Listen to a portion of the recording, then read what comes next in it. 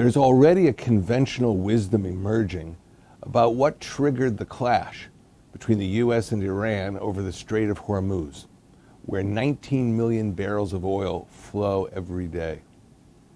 The main argument heard time and again is this: President Trump decided to pull out from the Iran nuclear deal, known as the JCPOA, on May 8th, 2018. And that since that time, the relations with the West have been steadily deteriorating. Iran, according to this logic, is trying to force Washington to reconsider its position on the nuclear agreement by carefully calibrating escalation that began this year with an Iranian attack on 4 tankers near Fujairah, an emirate belonging to the UAE. 2 of the tankers were in fact Saudi Arabian. Iran is also trying to drive a wedge between the U.S. and its Western allies. The EU has refused to support the American contention that the attacks on the 4 tankers were unquestionably the work of Tehran. They ignore the fact that Iran is driven by an expansionist doctrine known as the export of the Iranian Revolution. In fact, in February 2015, the Iranian Quds Force Commander, Qassem Suleimani, admitted, quote, "We are witnessing the export of the Iranian Revolution throughout the region, from Bahrain and Iraq to Syria, Yemen, and North Africa," unquote. In Syria and Iraq, the export of the revolution has led to the massive expulsion of Sunni Arabs to Europe and their replacement with Shiites from Afghanistan and Pakistan. A special advisor to the European Union, the foreign policy chief, Federica Mogherini, named Natalie Tocci, told the BBC that America was to blame for the tension in the Gulf because it pulled out of the Iran deal.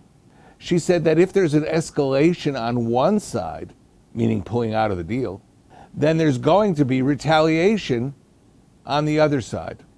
It was though it's a law of physics. Iranian aggression and ethnic cleansing were not on Europe's radar screen.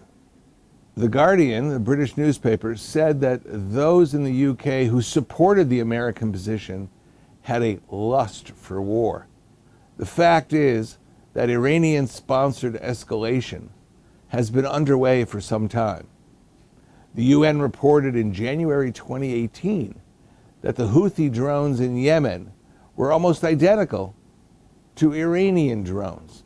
Now that was significant because 2 days after the hit on the tankers, 7 Yemeni drones struck Aramco pumping stations that served its oil pipeline in Saudi Arabia. The Houthis launched a missile to attack Saudi Arabia's Abha airport in early June, wounding 26 civilians. A message emanating from the Yemeni attacks to the Gulf Arabs was that if you Saudis think you can circumvent the Strait of Hormuz, where Iran has asserted its naval supremacy, then Iran will find your vulnerabilities elsewhere.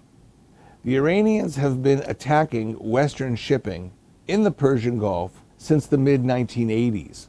Much of this involved attacks on oil tankers. The chosen instrument back then were naval mines. This had nothing to do with nuclear agreements or disagreements. It did have to do with Iran's quest for regional hegemony. There is also a message to the West. If you curtail our oil exports through sanctions, then no one will get oil from the Persian Gulf.